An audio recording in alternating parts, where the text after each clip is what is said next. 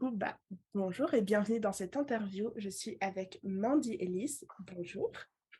Bonjour. Merci d'avoir accepté de faire cette interview. Donc, est-ce que Avec plaisir. est-ce que tu pourrais te présenter en quelques mots, s'il te plaît? Oui, donc moi je suis Mandy Ellis, j'ai 29 ans et je suis autrice, éditée depuis 2021 et donc avec une duologie et sinon j'écris à côté, sur Wattpad. Hem, voilà, autrement dans la vie, je suis employée dans un magasin bio et voilà, en cours de reconversion. Ok. Du coup, on va passer aux questions. Donc, tu as Ça dit que marche. tu écris des livres, mais comment as-tu commencé à écrire et à publier, du coup? J'ai commencé à écrire quand j'étais au collège, à la fin du collège. Hem, Ça a commencé avec une amie, on a commencé à s'envoyer nos histoires. En fait, tout est parti de Twilight. On était très fans de la saga et en fait, on s'est mis à écrire, des histoires de vampires justement parce qu'on était, vraiment à fond, dedans et puis pendant longtemps, j'ai travaillé que sur cette histoire et à la écrire, réécrire, réécrire 50 fois, et puis j'ai commencé à passer un peu à autre chose, vraiment, en 2019, c'est quand j'ai écrit, Painting Stars. En fait, je suis partie en vacances, dans le sud de la France avec ma famille et les paysages, enfin l'ambiance, tout ça m'a beaucoup inspirée et m'a donné des nouvelles idées, ça me changeait un peu des vampires là et Un peu. et du coup, je me suis lancée sur ce nouveau projet et je suis super contente parce que du coup, on va dire que c'était vraiment mon 2e vrai projet et c'est surtout le premier que j'ai réussi à mener jusqu'au bout. Donc du coup, je suis super contente, de voir que maintenant il continue de faire son chemin, en papier. C'est trop chouette. Ok.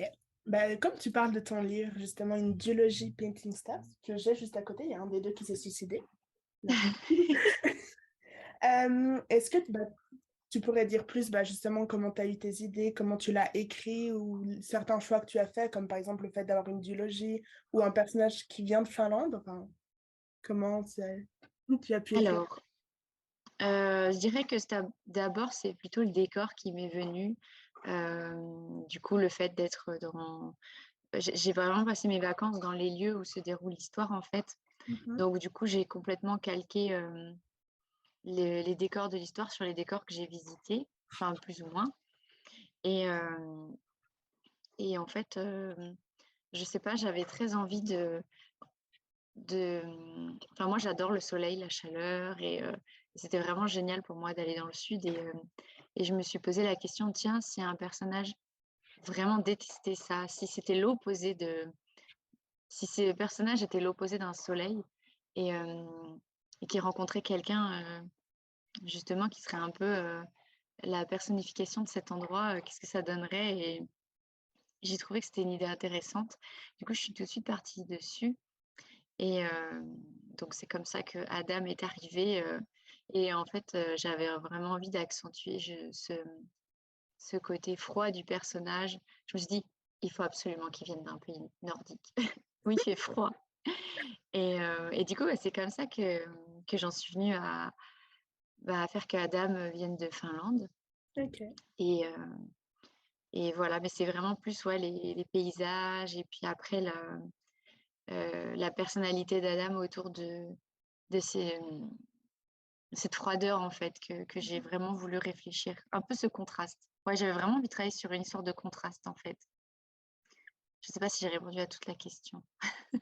Oui, enfin, et ton processus d'écriture, du coup, c'était plutôt facile pour toi d'écrire cette histoire ou... Oui, c'est vrai que c'est venu de manière très fluide. Au début, en fait, j'ai acheté un cahier, sur place pour écrire à la main dedans et tous les jours, j'écrivais un petit peu le soir dans mon lit, à l'apéro, pendant que mes oncles et tantes, du coup, moi, j'avais mon petit carnet et je buvais ma petite, grenadine à côté, et puis après, quand je suis rentrée à la maison, j'ai tout recopié, sur l'ordinateur Mhm.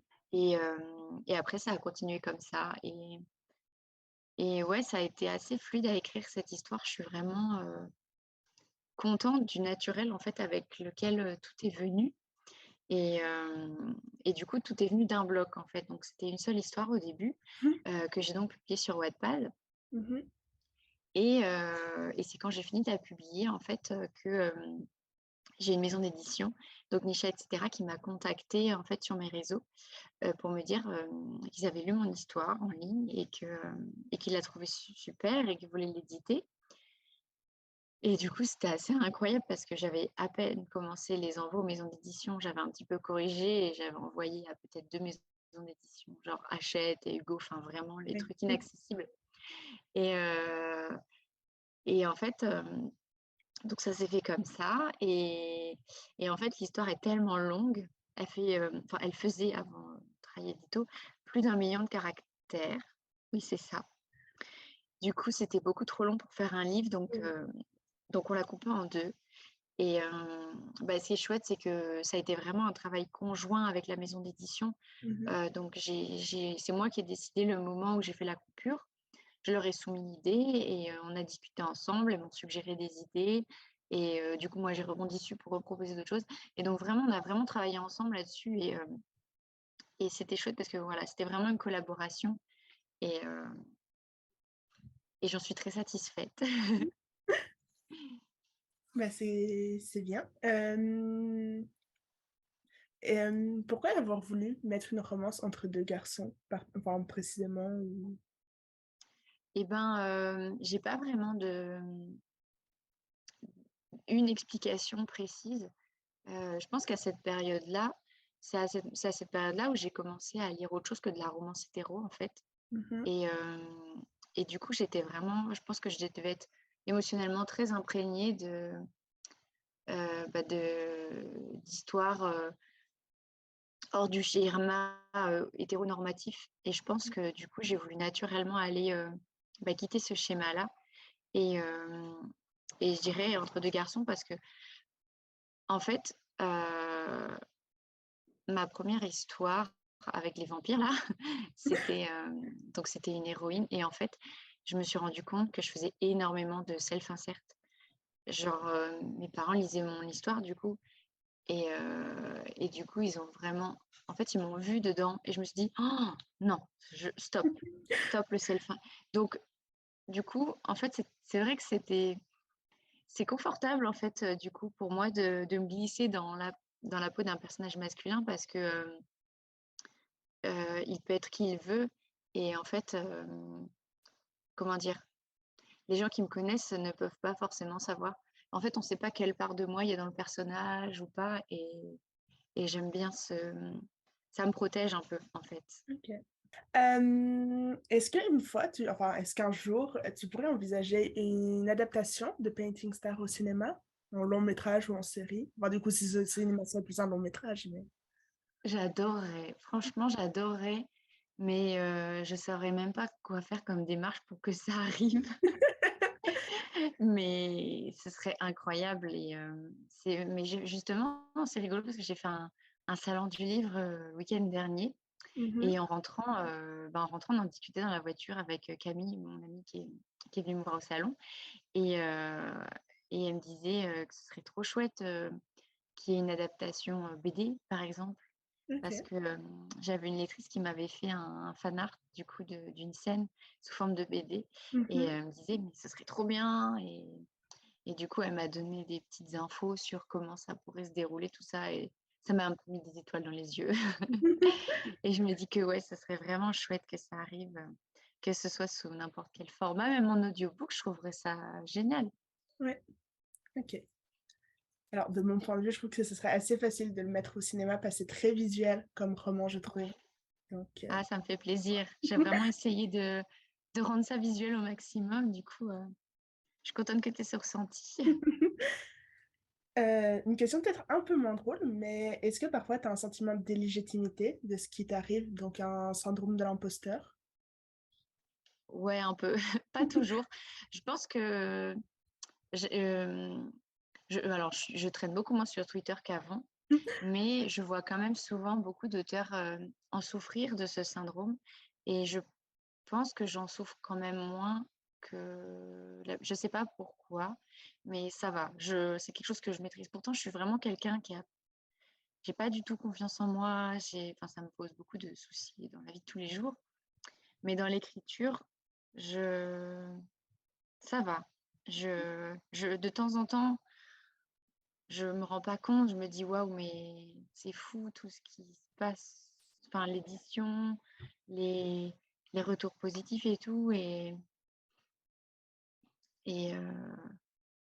enfin, ça va. On va dire que j'ai un peu le syndrome de l'imposteur des fois, mais globalement, j'arrive à m'en tirer pas trop mal.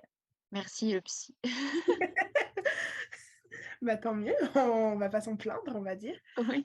Euh, à quel moment tu as voulu créer des goodies? Parce que bah, tu as eu des peluches, des carnets, des marque-pages, des tote bags. Oui. Peut-être j'oublie des choses, mais est-ce que c'était en lien avec la maison d'édition ou c'était un projet déjà? Alors non, c'est vraiment quelque chose que j'ai commencé à réfléchir avant. Alors les carnets et les marque-pages, non. Euh, mais les goodies, ah si, non, je pense que j'ai dû attendre. Non, j'essaie de resituer, mais non, je pense que tout s'est vraiment déclenché après. Euh, oui, justement, parce qu'en fait, ma première idée, c'était de reproduire le t-shirt d'Adam. Mhm. Et en fait, du coup, j'ai voulu le faire pour un concours. C'était un concours je crois que c'était pour fêter l'édition. Je sais plus exactement. Et en fait, le site que j'ai trouvé m'a proposé d'autres choses que juste des t-shirts. Et il y avait aussi donc les tote bags et les petits nounours, comme je vois que tu as derrière toi. Oui. Et je me suis dit, bah tiens, ça serait pas mal, parce que c'est vrai que le t-shirt, c'est pas le produit le plus bon marché du site. Donc, s'il y a des gens qui veulent quelque chose avec bah, le petit Helsinki ou Fireworks, ça pourrait être sympa d'avoir d'autres choses. En plus, l'ourson, il est trop mignon. Mhm. Et, et puis, du coup, donc, bah tiens, bah, j'en ai un là de marque-page, justement. Et donc, bah, après, ça, c'est venu, en fait, c'est parce que, donc, c'est pareil, c'est une lectrice de l'histoire qui m'a fait un fan art qui était donc la couverture Wattpad pendant un Oui. moment. Et en fait, je me suis dit, bah, au début, j'ai un peu forcé auprès de la maison d'édition pour qu'ils gardent la couverture. Mais ils n'ont pas voulu parce que c'était pas leur ligne éditoriale, Mhm. etc. Et je me suis dit, mince, les lecteurs sur Wattpad, ils adorent cette image, donc il faut que j'en fasse quelque chose. Et du coup, j'ai racheté les droits d'utilisation du visuel donc à Julie. Et, euh, et je me suis dit, OK, je vais faire des marque-pages. Et du coup, je me suis dit, un carnet, ce serait totalement dans l'esprit de l'histoire parce que Adam, il dessine. Oui. Et du coup, je me suis dit, bah, je vais faire un carnet mixte pour écrire et dessiner. Comme ça, les gens qui dessinent, eh ben, ils pourront l'acheter. Et les gens qui écrivent et qui ne savent pas dessiner, bah, comme moi, ils pourront l'acheter aussi. Du coup, ouais, voilà comment c'est venu. En fait, je me suis dit, bah tiens, en fait, c'était des choses à célébrer, quoi. Et je me suis Mhm. dit, bah allez, il faut que ça. J'ai envie que s'il y a des lecteurs qui aiment bien l'histoire, qu'ils puissent avoir des souvenirs. Mhm. Ok. Bah, c'est très joli, j'aime beaucoup. Est-ce que tu as d'autres projets, du coup, en lien avec l'histoire ou pas? Peut-être de nouvelles histoires à raconter, à éditer? Alors, j'ai pas d'autres projets en lien avec Painting Stars. Pour le coup, la boucle est vraiment bouclée. Ok. J'ai sur Wattpad, j'ai un conte, une histoire qui est publiée depuis un moment dessus, qui est Le Prince. Donc, c'est un conte. Et j'aimerais bien qu'elle devienne quelque chose un jour. Mais Mhm. pour l'instant, je laisse un peu ça de côté. Ok. Et c'est pareil, j'ai une autre histoire qui est donc une romance contemporaine aussi. Alors, les trois histoires, du coup, sont de la romance LGBT. Et, et je ne l'ai pas fini encore parce que d'autres projets personnels sont venus se greffer à tout ça. Euh, qui sont le fait que je vais être maman pour le mois de Mhm. mars 2023. Félicitations. Et merci. Et, Et du coup, c'est un peu... bah, je l'ai appris au moment où j'ai pris une pause cet été dans Mhm. l'écriture. Et en fait, j'ai du mal à redémarrer parce que ben, j'ai plein de choses dans la tête par rapport à cette nouvelle vie qui arrive. Mais voilà, je désespère pas. Je vais finir cette histoire. Il me reste pas grand-chose. Mais pour l'instant, je décide de pas me mettre la pression Oui. et de voir quand j'aurai envie, quand j'aurai le temps. Et c'est aussi pour ça que je m'occupe pas du prince tout de suite non plus, parce que Mhm. clairement, je n'ai pas envie de me lancer prochainement dans du travail éditorial. Ok. Bah, du coup, là, j'ai ma dernière question. Quel conseil tu pourrais donner à quelqu'un qui veut commencer à écrire ou même éditer un livre? Euh, alors, franchement, j'ai pas vraiment, pour ce qui est édition, j'ai pas vraiment de conseils, parce que bah, j'ai qu'une petite expérience et du coup, je saurais pas vraiment dire. Je dirais, alors, pour l'écriture, on va revenir sur l'écriture d'abord, c'est ce qui arrive en premier. Mhm. Euh, c'est pareil, je ne saurais pas trop quoi donner comme conseil. Je sais que pour moi, euh, c'est très important de réussir à s'imprégner d'une ambiance euh, quand tu veux écrire sur une histoire qui se passe dans un type de lieu, que ce soit un lieu réel ou inexistant, de chercher à s'imprégner en fait des éléments d'ambiance. Bah, tu vois, moi par exemple, pour Painting Stars, j'étais dedans, donc c'était vraiment chouette, c'est-à-dire que je me concentrais des fois sur les sons autour de moi, les odeurs, ce que je voyais, et par exemple pour Le Prince, j'écoutais énormément de sons. Il y a un site qui est super qui s'appelle Ambient Mixer. Je pense que je le dis très mal. Et, euh, et ça permet d'écouter des ambiances sonores. Donc, des fois, j'écoutais des ambiances balades en forêt, Mhm. rondes de nuit dans le château, des trucs comme ça. Et, euh, et je trouve que c'est des super outils, en fait, de s'imprégner pour se lancer. Parce que quand tu visualises, bah, je trouve que ça vient de manière plus fluide de raconter. Et, euh, et les lecteurs le ressentent aussi, enfin, comme ce que tu me disais tout à l'heure, c'est vrai que c'est un retour que j'ai, ça va être le principal retour positif que j'ai qui me fait super plaisir, c'est que les gens, ils arrivent à se projeter dans l'histoire Mhm. ouais, parce que du coup, l'ambiance, la retranscription de l'ambiance est super importante. Et voilà, après, j'ai pas vraiment de conseils techniques. Je sais pas. Je lis beaucoup. Alors j'imagine que c'est important aussi pour enrichir son imaginaire et son vocabulaire. Et voilà, je crois que c'est à peu près tout ce que je pourrais te donner comme conseil. Ok. Bah, du coup, merci beaucoup d'avoir pris du temps pour répondre Mais à mes questions. je t'en prie, ça m'a fait plaisir d'y répondre. Ça me fait très plaisir que tu t'intéresses du coup à mon travail dans ce contexte-là.